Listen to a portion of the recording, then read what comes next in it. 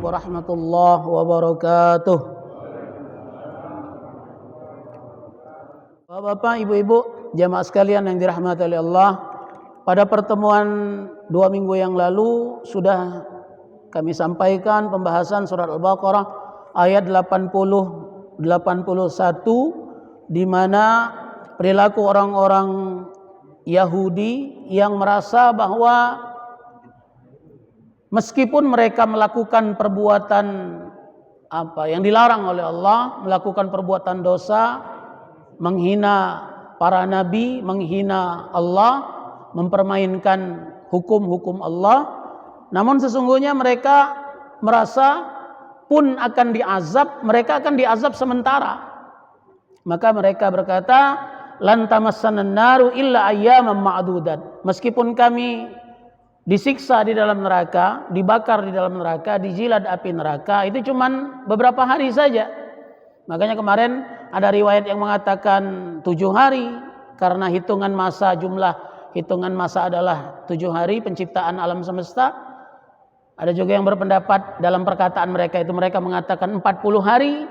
Mengapa? Karena 40 hari mereka melakukan perbuatan dosa, menyembah patung sapi betina saat Nabi Musa sedang naik 40 hari 40 malam di Bukit Tursina. Hanya selama itulah mereka akan merasakan azab. Maka Allah katakan di ayat 80, bala man kasaba sayyi'atan, sungguh siapapun yang sudah melakukan perbuatan buruk, wa hatat bihi khati'atuhu, dan sampai keburukan tadi menenggelamkannya, maka orang-orang itulah yang sebenarnya akan menjadi penghuni neraka, pantas menjadi penghuni neraka, dan hum khalidun, hum fiha khalidun, mereka abadi, mereka akan selama-lamanya tinggal di sana. Bukan seperti prasangka yang dikatakan oleh orang-orang Yahudi yang mereka menganggap akan diazab sementara saja, namun kemudian setelahnya akan diangkat ke dalam surga oleh Allah Subhanahu wa taala. Lain halnya dalam konsep keyakinan kita selaku umat Islam, kita umat Islam sangat mempercayai kebenaran akidah yang kita bawa, yakni dengan tiada menyekutukan Allah Subhanahu wa taala dalam sesembahan, dan kemudian mempercayai Nabi Muhammad adalah sebagai utusan Allah. Maka selama kita memegang teguh perjanjian tadi, meskipun bergelimang dosa pun akhirnya kita diazab di dalam neraka, ada masanya dosa tadi akan habis, disucikan di dalam api neraka, kemudian akan diangkat ke dalam surga. Bapak ibu-ibu, dan itu penegasan disampaikan oleh Allah, disampaikan oleh Rasulullah di dalam ayat dan di dalam hadis Rasulullah SAW berkenaan dengan itu. Bapak ibu-ibu, jamaah sekalian yang dirahmati oleh Allah, maka ayat 82 adalah merupakan lanjutan penegasan Allah. Sesungguhnya siapa yang akan abadi di dalam surganya Allah, kebalikan dari orang-orang Yahudi, orang-orang kafir yang tidak percaya kepada Allah. Walladzina amanu wa amilus solihati ulaika ashabul jannah hum fiha khalidun. Dan mereka-mereka yang beramal saleh, yang beriman dan beramal saleh, kemudian mereka itulah yang akan menjadi penghuni surga, dan mereka abadi di sana selama-lamanya. Sebagai tambahan dari keterangan minggu lalu, saya tambahkan keterangan qala Mujahid ibn Ishaq haddatsani Muhammad ibn Muhammad an Sa'id ibn Ikrimah an Ibnu Abbas, ketika beliau menafsirkan bala man kasaba sayyi'atan, barang siapa yang telah melakukan perbuatan dosa. Apa maksud dosa yang menyebabkan abadi selama-lamanya di dalam neraka?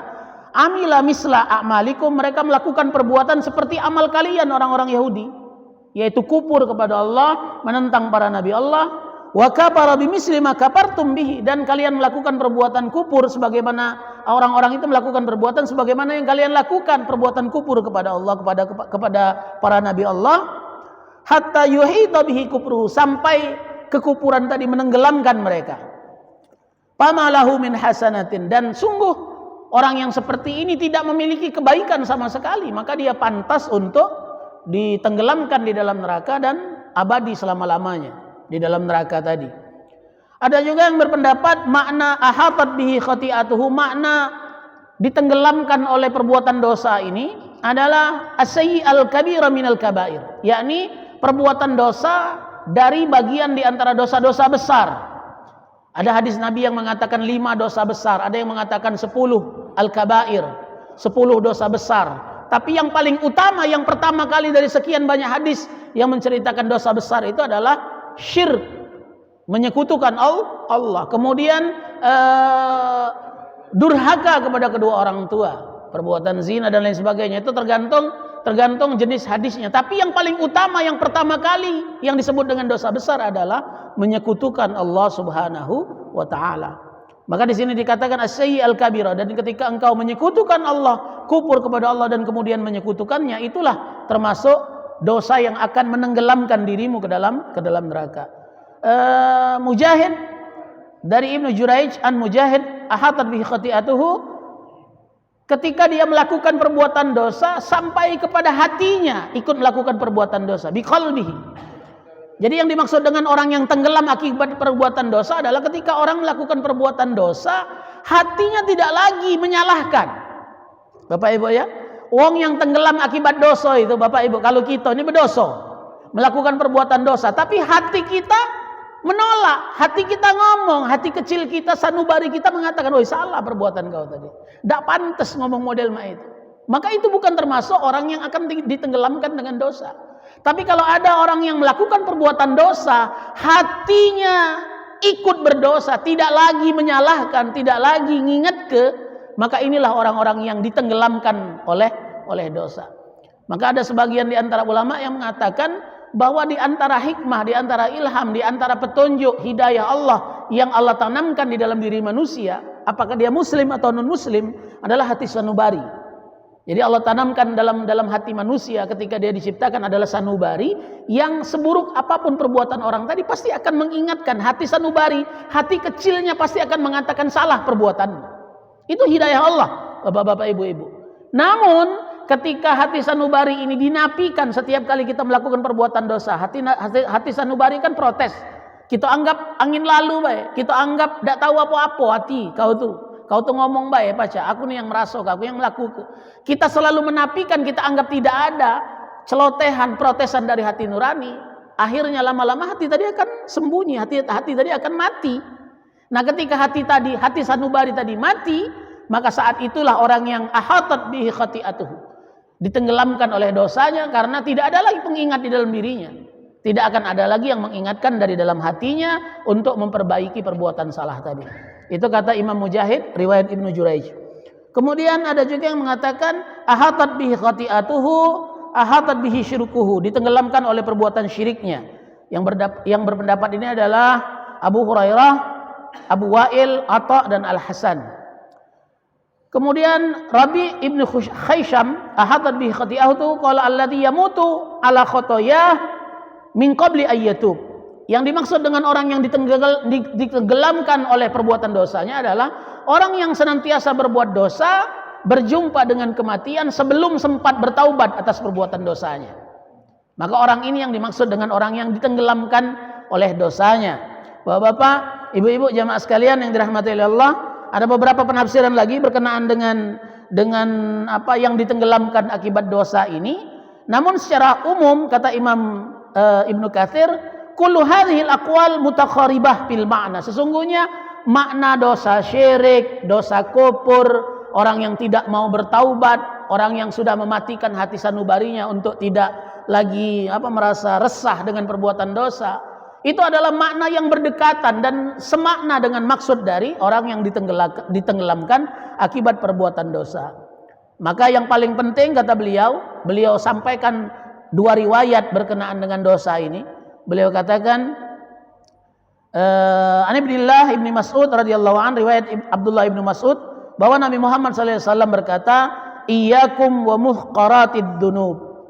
Hendaklah kalian berhati-hati, jangan sampai kalian menganggap kecil dosa, jangan menganggap remeh dosa, jangan menganggap sepele perbuatan dosa. Fa innahunna, sesungguhnya perbuatan dosa itu yajtami'anna 'ala rajul, berkumpul pada seorang manusia, hatta yuhlikanna, sampai dosa tadi kalau tidak disadari, tidak ditaubati, akan menghancurkan orang yang berkumpul di mana dosa di dalam dirinya. Wa inna Rasulullah sallallahu alaihi wasallam daraba lahum masalan, dan Allah dan Nabi Muhammad memberi perumpamaan kepada kita. Dalam hadis beliau katakan, perbuatan orang yang berbuat dosa meskipun dosa kecil tidak mau ditaubati itu seperti perumpamaan kama sali qaumin nazalu bi ardin pulatin, seperti sekelompok orang yang datang ke satu tempat yang lapang, tempat yang bersih, tidak ada kotoran, tidak ada rumput, jadi tanah saja, pasir saja, tempat yang lapang dan hanya tersedia pasir saja. Fahadara sani'ul qaum, pemimpin mereka memerintahkan, kita nak bermalam di sini, tolong kumpul ke ranting-ranting, kayu-kayu, kita nak buat api unggun, kita nak ngidupkan api di tanah ini. Faja'ala ar-rajulu yantaliqu fayaji'u bil 'ud, maka setiap laki-laki keluar mencari kayu, si kok datang bawa satu ranting. Warrajulu yaji'u bil 'udi, hatta setiap laki-laki datang bawa satu ranting, bawa satu ranting, bawa satu ranting. Akhirnya tempat tadi yang kosong dipenuhi dengan ranting yang berwarna hitam tadi. Padahal tadi awalnya dia cuma pasir, tidak ada ranting. Setiap orang datang membawa satu ranting, membawa satu ranting. Akhirnya terkumpul satu tumpuk kayu yang menutupi pelataran yang bersih tadi, tanah yang bersih tadi, sehingga berwarna hitam dengan ranting. Wa ajju naran fa andajju ma qadhafu fiha. Kemudian mereka hidupkan api, mereka susun ranting, mereka hidupkan api dari ranting tadi, maka apapun yang mereka lemparkan ke dalam api dari ranting yang kecil tadi, semuanya akan hilang dimakan oleh api dari sumber ranting yang kecil tadi.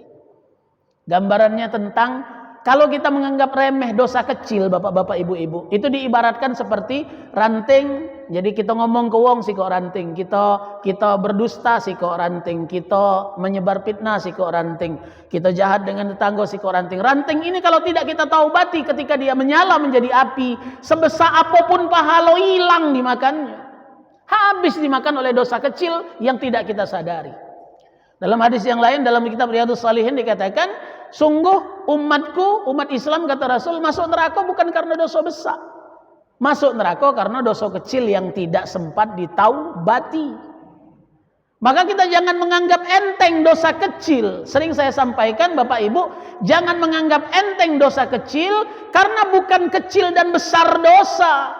Namun siapa yang kita lawan? Allah. Maka tidak ada dosa kecil. Mengapa? Karena kita menganggap enteng sang pemberi perintah, menantang siapa yang melarang kita. Bapak Ibu ya, sama seperti kita menentang perkataan orang tua. Misalnya wong tua ngomong, tidaklah. Padahal memang bukan waktunya tidur, dan berjaga malam atau begadang itu tidak haram. Tapi ketika menentang perkataan orang tua, kita tidak tidur, kita memilih begadang, yang kita langgar itu bukan besar kecilnya perbuatan menentang itu. Padahal begadang juga tidak salah kalau ada manfaatnya, Haji Roma kan. Kalau tiada artinya baru tidak begadang. Tapi kalau jago TPS misalnya kan aja. Tapi ada mertua, ada orang tua yang marah, berhentilah ngurusi TPS tuh, kayak mati pula. Kapan mati siapa yang nak tanggung jawab aja dia kan. Tapi karena tanggung jawab kita tentang. Tapi yang kita tentang tuh bukan besar kecilnya dosa, bukan besar kecilnya pembangkangan, tapi yang kita lawan adalah orang tua. Itu yang menyebabkan bahkan perkataan kepada orang tua pun termasuk dikatakan perbuatan dosa, durhaka kepada orang tua. Bukan ngebok, bukan nangani umat bapak, ngomong saja sudah dianggap perkataan durhaka. Ngapa? Karena yang kita lawan adalah orang tua yang telah melahirkan kita. Maka perumpamaan tadi bahwa ketika kita menganggap enteng dosa kecil, maka yang kita lawan itu Allah, bukan besar kecilnya dosa. Bapak, ibu-ibu, maka kata Rasulullah di hadis yang pertama tadi, iyyakum wa muhqaratid dzunub.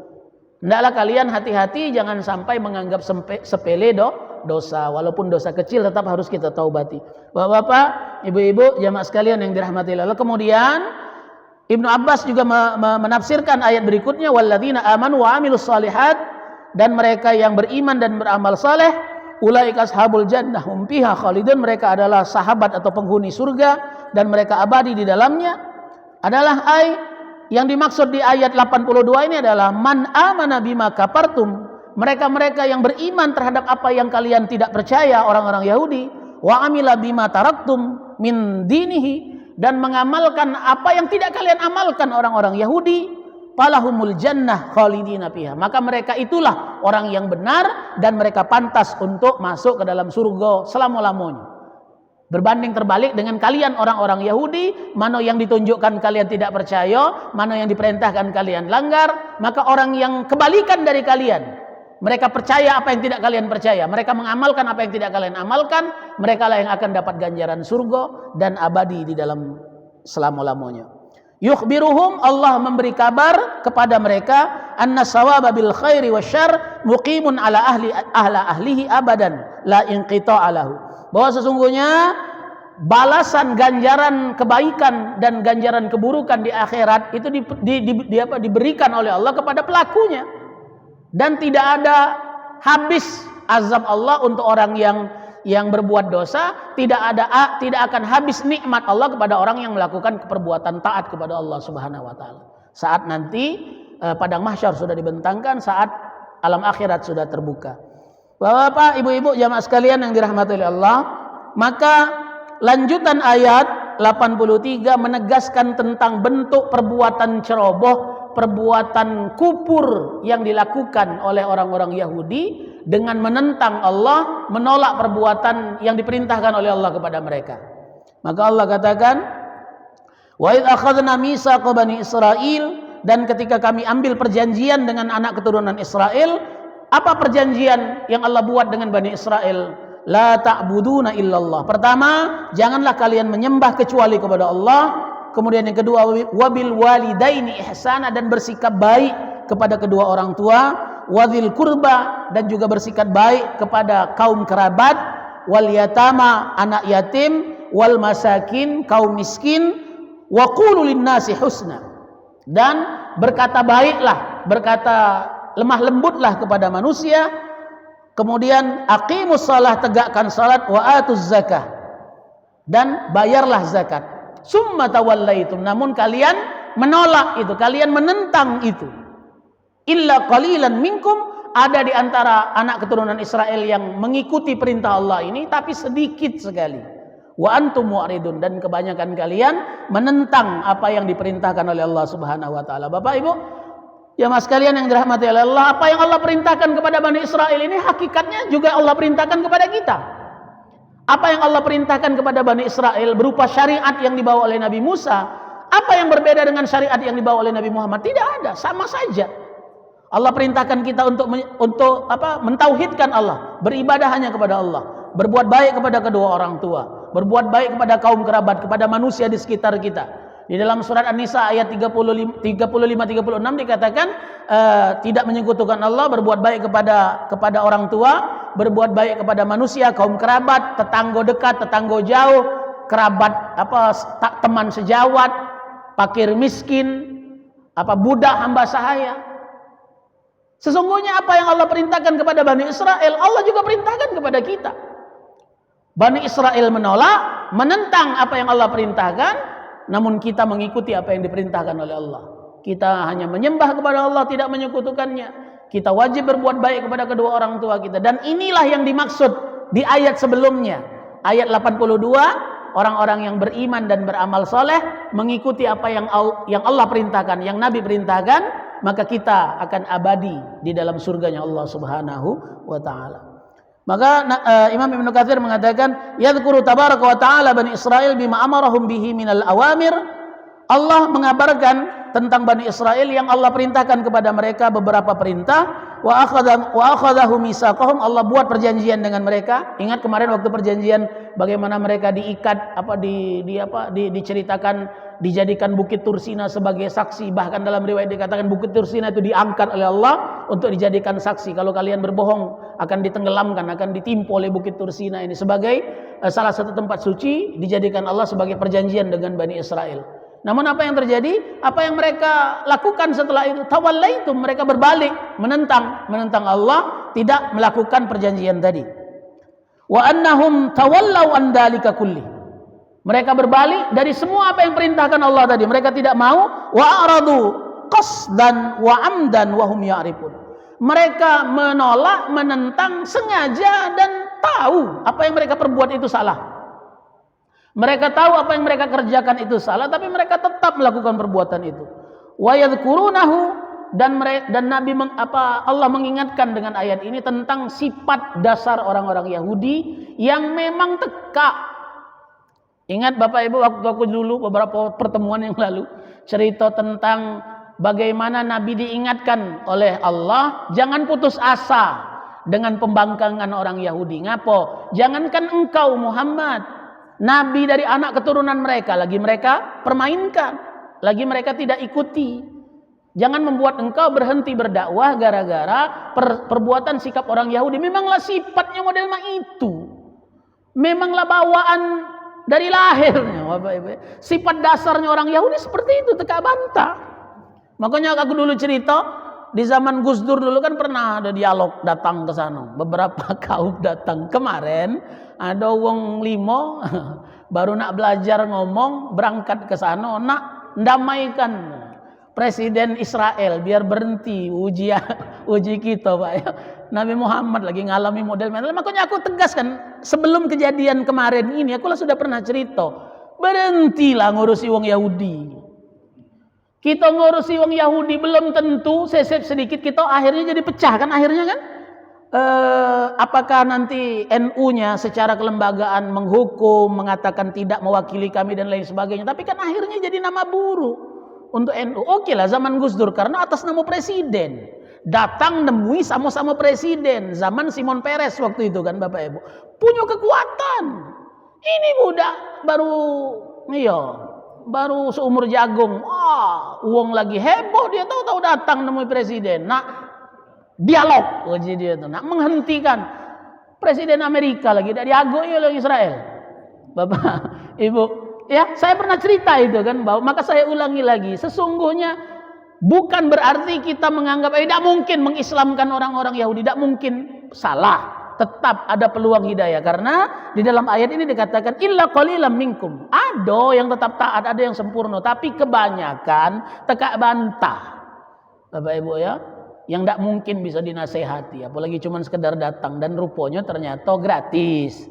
Berangkat ke sana tuh ada NGO-nya yang memfasilitasi. Oh, gitu. Anggaplah jalan-jalan.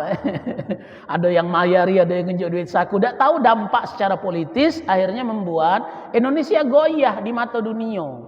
Presidennya, menteri luar negerinya mati-matian berperang, pokoknya berhentikan perang segala macam. Tahu-tahu budak limo ikut ini nyelonong ke sana. Bapak Ibu ya,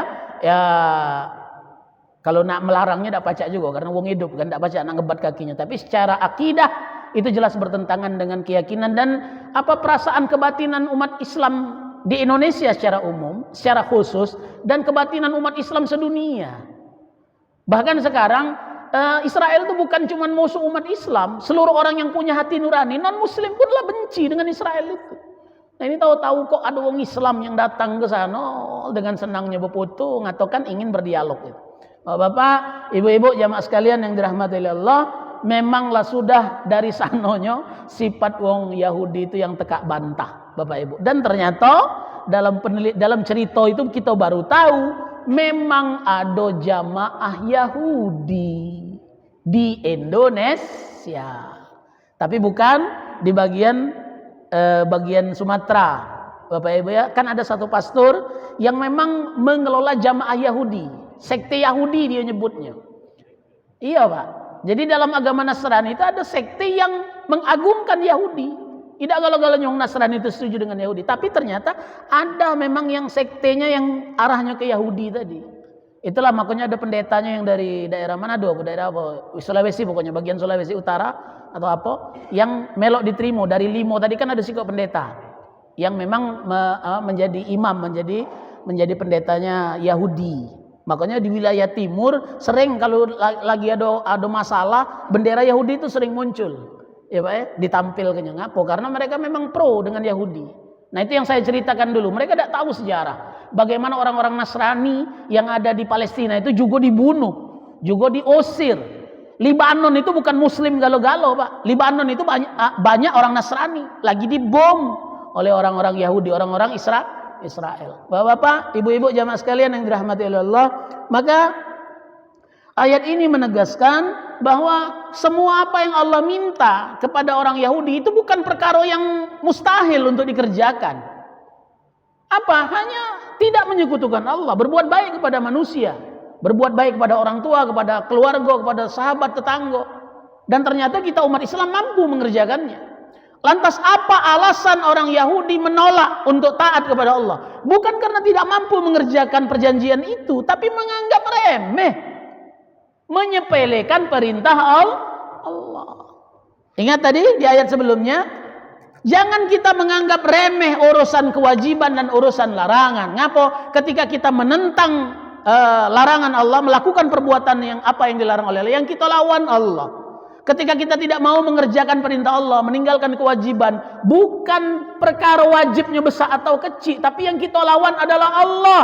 Tak galak taat kepada Allah. Maka hakikatnya tidak ada dosa besar, dosa kecil. Tidak ada pahala yang besar, pahala yang kecil. Semua dosa adalah besar, semua pahala adalah besar. Mengapa? Karena dosa melawan Allah, kalau pahala taat kepada Allah. Walaupun kecil, tapi hakikatnya ketaatan itulah yang menjadi buah yang besar di hadapan Allah Subhanahu wa taala. Bapak-bapak, ibu-ibu, jamaah sekalian yang dirahmati oleh Allah. Maka di sini diterangkan oleh Imam Ibnu Katsir bahwa sesungguhnya apa yang mereka diperintahkan oleh Allah untuk tidak menyekutukan Allah, wa bihadza umira jami'i khalqi, sesungguhnya semua perintah untuk tidak menyekutukan Allah ini diperintahkan Allah kepada seluruh makhluknya, bukan hanya kepada Bani Israel. Termasuk kita umat Islam juga diperintahkan untuk tidak menyekutukan Allah. Walidzalika khalaqahum kama qala ta'ala, maka banyak sekali kita temukan perintah Allah kepada kita umat Islam dan kepada seluruh manusia untuk tidak menyekutukan Allah. Di antaranya, walaqad ba'atsna wa ma arsalna min qablika mir rasulin illa nuhi ilaihi annahu la ilaha illa ana fa'budni. Dan tidaklah kami utus rasul sebelum diutusnya engkau Muhammad, kecuali kami utus rasul itu, kami wahyukan kepadanya. Apa wahyu yang pertama? Annahu la ilaha illa ana, bahwa tiada Tuhan kecuali aku, fa'budni, maka sembahlah aku. Jadi sama Nabi Muhammad dengan nabi-nabi sebelumnya, perintah pertama tidak menyekutukan Allah. Ayat yang lain, walaqad ba'atsna fi kulli ummatin rasulan, sungguh telah kami utus setiap umat seorang rasul, dan di antara perintahnya yang sama, ani'budullaha, hendaklah menyembah kepada Allah, wajtanibut taghut, dan menghindari taghut, makhluk yang menentang Allah, sesuatu zat, entitas yang berseberangan dengan Allah. Wa hadza huwa a'lal huquq wa a'zamuha. Sesungguhnya ini perintah untuk menyembah Allah, tidak menyekutukan Allah, adalah merupakan hak yang paling tinggi, yang paling agung pada diri manusia untuk dipersembahkan kepada Tuhannya. Wa huwa haqqullah tabaraka wa ta'ala, dan itu adalah hak Allah tabaraka wa ta'ala, ayyubada wahdahu la syarikalah, untuk disembah hanya Ia dan tidak disekutukan dengan apapun. Summa ba'dahu, dan setelah memenuhi hak Allah, menyembah Allah tidak menyekutukannya, adalah hakul makhlukin, haknya makhluk selain Allah. Jadi setelah kita menyempurnakan hak Allah, maka kita sempurnakan hak makhluk. Apa hak makhluk? Wa akiduhum wa aulahum bidzalika haqqul walidain. Yang paling kokoh, yang paling kuat hak manusia setelah Allah adalah haknya kedua orang tua. Walihadza yuqrinu tabaraka wa ta'ala baina haqqihi wa haqqil walidain. Maka Allah selalu gandengkan, Allah sambungkan antara hak Allah dengan haknya kedua orang tua dalam banyak ayat. Di antara ayatnya, anishkurli wali walidayka ilayyal masir, hendaklah kamu bersyukur kepadaku dan bersyukur kepada kedua orang tuamu, dan hanya kepadaku kalian akan kembali. Surat Luqman. Ayat yang lain surat Al-Isra, wa qada rabbuka alla ta'budu illa iyyah wa bil walidaini ihsana. Dan Allah sudah pastikan, Allah mantapkan, Allah ta'budu illa iyyah, tidaklah menyekutukan, tidak menyembah kecuali hanya kepadanya, wabil walidaini ihsana, dan berbuat baik kepada kedua orang tua. Banyak ayat yang tentang perbuatan baik ini. Dalam hadis yang masyhur di antara kita, Ibnu Mas'ud bertanya kepada Rasulullah, ya Rasulullah, wahai Rasulullah, ayyul amali afdal, amal perbuatan apa yang paling agung, yang paling hebat, yang paling mulia? Qala as-salatu ala waqtiha, salat tepat waktu. Qultu summa ayyun, apalagi setelah itu? Qala birrul walidain, berbakti kepada kedua orang tua. Qultu summa ayyun, kemudian apa? Qala al jihadu fisabilillah, jihad fisabilillah. Jadi salat tepat waktu, Yang kedua, berbuat baik, berbakti kepada kedua orang tua, jihad fisabilillah. Bahkan jihad pun berada di bawah kedudukan berbakti kepada kedua orang tua. Ingat cerita seorang pemuda yang ingin berangkat perang, ketika ditanya oleh Rasul, "Wong tua kau masih hidup, bapaklah mati, Nabi. Emak masih hidup, kau balik ke rumah, urusi emak kau yang masih hidup. Itu lebih hebat daripada jihad," kata Rasulullah, menunjukkan hebatnya berbuat baik kepada kedua orang tua, lebih tinggi daripada jihad fisabilillah. Ada lagi hadis yang masyhur, lihadza jaa fil hadis as-sahih anna rajulan, ada seorang laki-laki, qala ya Rasulullah man abaru, wahai Rasulullah, siapa yang paling pantas aku berbakti kepadanya? Qala ummuka, ibumu. Qala summa man, kemudian siapa lagi? Qala ummuka, ibumu. Qala summa man? Qala abuka. Kemudian aku bertanya lagi, siapa? Ayahmu. Summa adnaka, summa adnaka. Kemudian yang di bawahmu, yang di bawahmu. Wajib engkau berbuat baik kepada mereka. Kalau yang sering disampaikan itu kan 3 kali. Ummuka, ummuka, ummuka wa abuka. Kalau di sini ummuka, ummuka, abuka wa adnaka, wa adnaka. Ibumu, ibumu, ayahmu, dan yang di bawahmu, yang di bawahmu. Berbuat baik kita kepada mereka. Ya, kalau yang 3 itu katanya dalil bahwa boleh nambah 3, ujinya itu kendak yang nak berbini 3. Bapak ibu-ibu, tapi hakikatnya begitu besarnya harga ibu di hadapan Islam, menghargai seorang wanita, mengangkat derajat wanita, bahwa kedudukan wanita itu bahkan 3 tingkat dibanding ayah. Itu yang dinyanyikan oleh ibu-ibu waktu rebana. Apa lagunya? Ibu, kau wanita mulia, derajatmu 3 tingkat dibanding ayah. Itu lagu rebana zaman dulu. Sekarang pecahnya ledak katik lagi nyanyi. Oh, Bapak, ibu-ibu, jamaah sekalian yang dirahmati Allah. Wa qauluhu ta'ala la ta'budu illallah. Qala Zamakhsyari, Imam Zamakhsyari mengatakan ada riwayat yang berbeda. Sebenarnya ini ada huruf yang dibuang, bahwa sebenarnya adalah Allah ta'budu illallah. Maka bentuknya adalah perjanjian, bentuknya adalah perintah, tapi an-nya dibuang. Lirtifai kalimat, untuk menunjukkan ketinggian kalimat. Maka bentuknya janganlah engkau menyembah kecuali kepada Allah. Tapi sebenarnya jangan sampai engkau menyembah hanya kecuali kepada Allah. Itu kalimatnya. Maka beberapa imam membacanya dengan an. Ya Pak ya, bukan la ta'buduna illallah di ayat 83 ini, tapi alla ta'budu illallah. Tapi ada juga yang membacanya la ta'budu illallah. Jadi an-nya dihilang, ke la-nya masih ada, nun-nya yang dihilangkan. Kalau di ayat yang kita baca itu kan la ta'buduna illallah. Meskipun dia bukan kalimat perintah, bentuk nafi, tapi hakikatnya adalah perintah, larangan untuk tidak menyembah hanya kecuali kepada Allah. Dilarang menyembah selain kepada Allah. Kemudian wal yatama. Makna yatim di sini adalah hum as-sighar, orang-orang yang masih kecil. Jadi kalau lah besar lah tua bangko, bukan lagi yatim nyebutnya. Percaya aku nih kan yatim piatu, mak bapak aku lah mati, tapi bukan lagi nyebutnya yatim, tidak boleh lagi disedekahi. Ya, yatim itu adalah anak yang belum akil balik, yang masih kecil, la yajidu alladzina la kasiba lahum minal aba, yang mereka tidak dapat tanggungan, tidak ditanggung oleh ayahnya karena ayahnya meninggal. Itu yang dimaksud dengan yatim. Wal masakin, orang miskin adalah alladzina la yajiduna ma yunfiquna ala anfusihim wa ahlihim.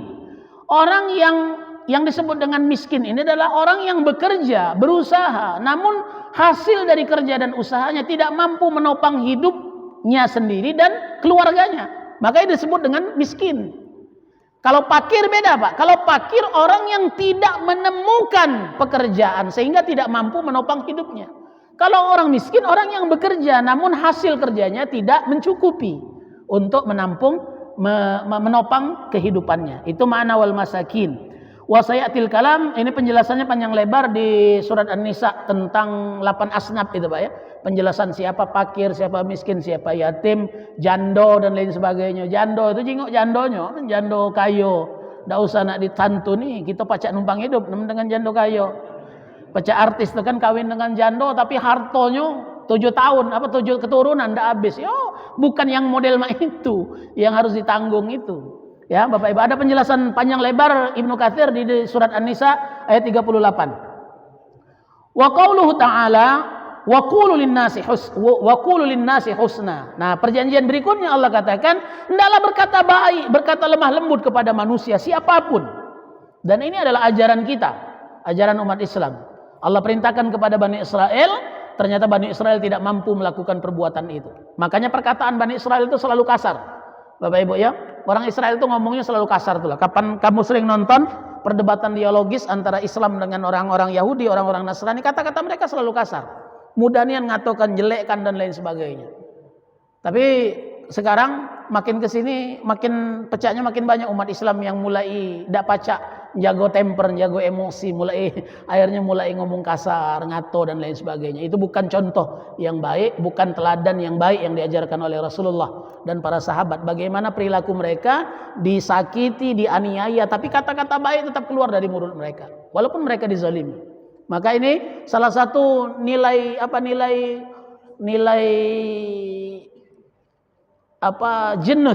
genuine, nilai asli yang muncul dari hazanah peradaban umat Islam. Bagaimana bahkan ketika berperang pun ada etikanya.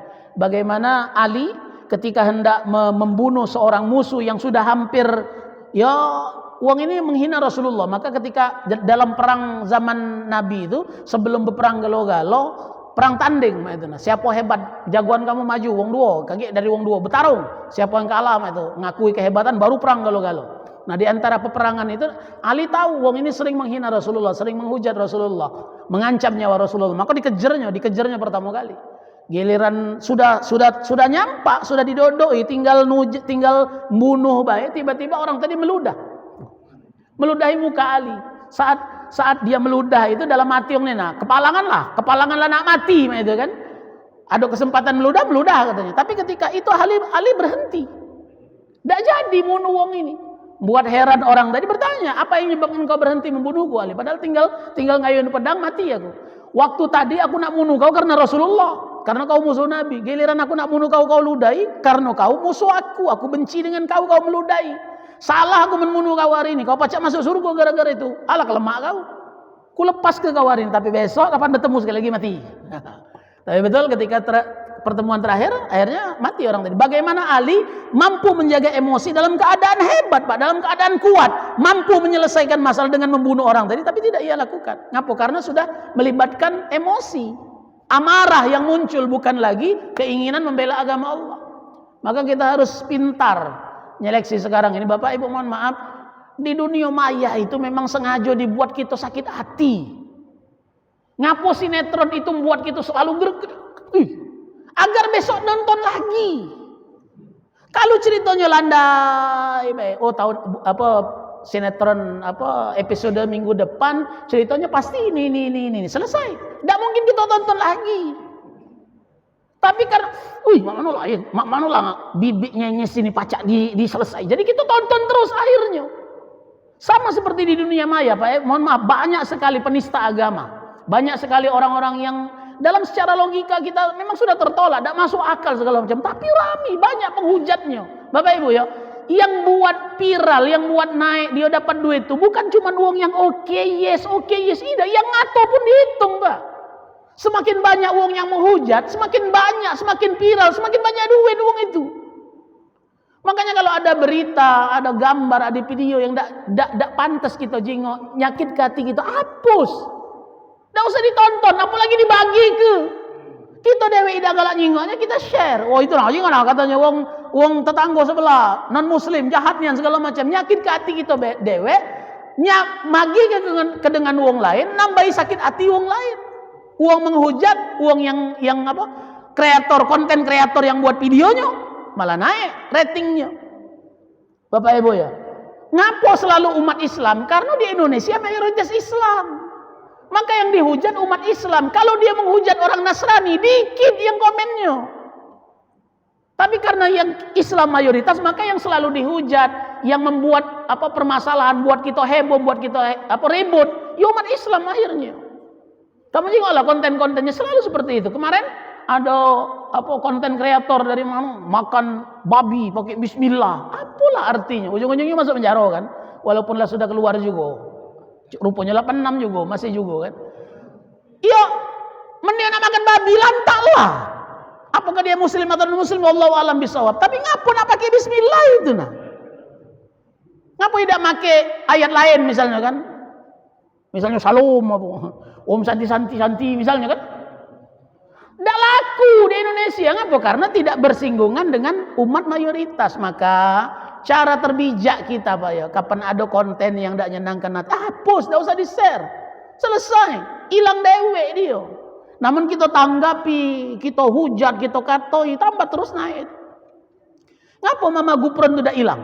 Karena terus muncul. Kamu dari ngomong dengan malaikat, ngomong bidadari, lah ngomong ke semut, ngomong ke cacing, ngomong ke tikus sekarang. Tidak tahu dengan ngomong siapa lagi kayak itu, Mama itu. Bapak Ibu ya, jadi kalau berhadapan dengan seperti itu kita sadar ini memang framing sengaja dibuat agar kita perasaan kita terhanyut, terombang-ambing, dikoyak ke. Maka diawas, dicari terus beritanya, mana perkembangannya. Sementara hal yang lebih penting, kesejahteraan umat, listrik bakal naik, BBM bakal naik,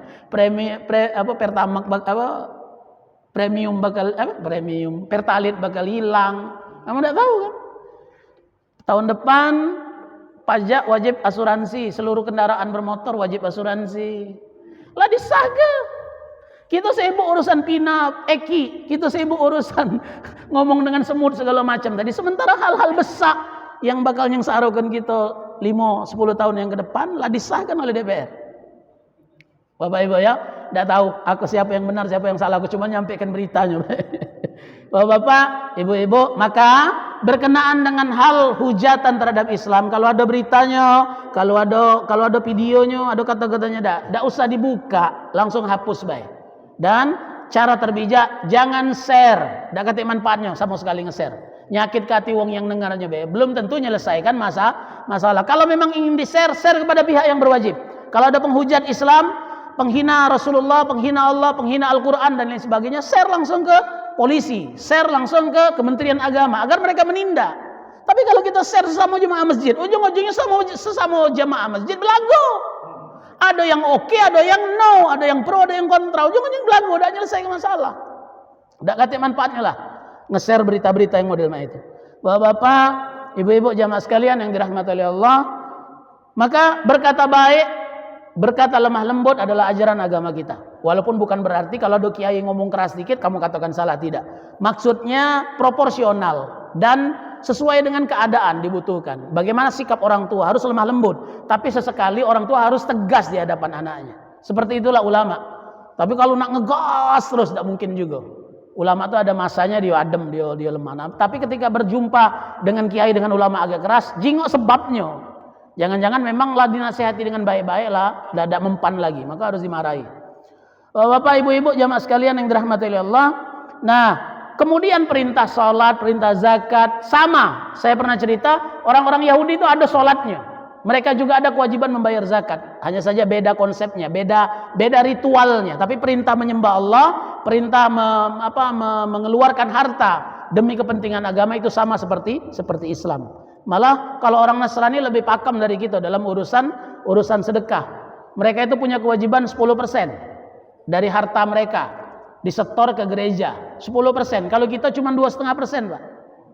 Ya, mereka 10%. Orang-orang Nasrani, dan mereka kolektif hebat dalam pengelolaan harta tadi. Makanya banyak kemajuan mereka dalam pengembangan agama akibat sumbangan dakwah ini, sumbangan keagamaan ini. Nah, tapi memang di sini dikatakan ada pendapat yang gharib. Hahuna ma dzakarahu Ibnu Abi Hatim fi tafsirihi haddatsana Abi haddatsana Muhammad Khalaf Al-Asqalani haddatsana Abdullah Ibnu Yusuf yani At-Tanishi haddatsana Khalid Ibnu Sabih an Hamid Ibnu Uqbah an Asad Ibnu Wida'ah annahu kana yakhruju. Jadi ada namanya sahabat Asad Ibnu Wada'ah Dia setiap kali keluar rumah, bertemu dengan orang Yahudi, bertemu dengan orang Nasrani, mengucapkan salam. Assalamualaikum, assalamualaikum. Giliran ditanya oleh sahabat, ngaku kamu mengucapkan salam ke orang Yahudi dengan orang Nasrani? Apa jawabnya? Allah perintahkan kita berkata baik dengan manusia, bukan agamanya. Nah Yahudi, Nasrani juga salah. Nah kata yang baik adalah salam, ucapan salam. Tapi pendapat ini gharib, sedikit sekali ulama yang mendukungnya. Ini mungkin alasan, makanya ada salam limo iko ketika kata-kata lagi. Assalamualaikum, salam sejahtera, salam ini, salam silam syum syam, segala macam. Bapak Ibu ya. Tapi sebenarnya yang benar, menurut Ibnu Katsir, tidak ada perintah bagi kita mengucapkan salam kepada non-muslim. Dan kalau mereka mengucapkan salam, kita tidak boleh menjawab salam mereka. Itulah ajaran agama kita. Dan itulah toleransi. Kita menghargai perbedaan tadi. Dan jangan dipaksakan. Salam seluruh agama itu harus diucapkan. Kalau Islam, ucapkan salam Islam. Nasrani silakan ucapkan salam mereka. Orang-orang Yahudi kalau memang ada di Indonesia, ucapkan salam agama kalian masing-masing. Dan itulah penghargaan kita kepada agama kita. Ya, bapak-bapak, ibu-ibu, ini diingatkan oleh Ibnu Katsir di ujung penafsiran tentang perbuatan baik. Perkataan baik itu bukan dalam wujud salam tadi. Salam tadi tidak ada hubungan doa di situ. Bukan makna kata-kata baik. Ya.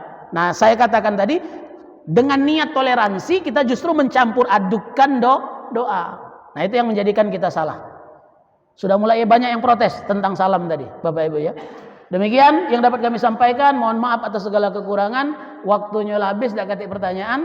Mari sama-sama kita tutup dengan doa. Kita mulai dengan istighfar 3 kali. Astaghfirullahaladzim, astaghfirullahaladzim, astaghfirullahaladzim. A'udzubillahi